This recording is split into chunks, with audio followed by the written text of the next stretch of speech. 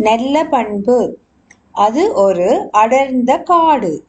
அங்கு சிங்கம் ஒன்று வாழ்ந்து வந்தது. அந்த சிங்கத்திற்கு நோய் ஏற்பட்டது. வைத்தியரிடம் செல்ல முடியவில்லை. உதவிக்கு யாரும் இல்லை. நரி ஒன்று வந்தது. சிங்கம் நரியிடம் உதவி கேட்டது. சிங்கமே, நீயோ கொடிய மிருகம், உனக்கு உதவி செய்ய என்னால் முடியாது என நரி சொன்னது.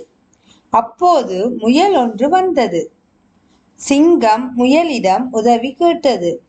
சிங்கமே, நீயோ கொடிய மிருகம், என்னை சாப்பிட்டு விடுவாய். ஆனாலும் நான் உனக்கு உதவி செய்கின்றேன்.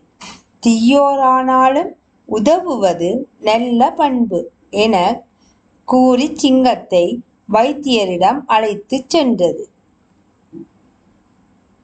கதையின் நெறி: தீயோரானாலும் உதவுவது நல்ல பண்பு.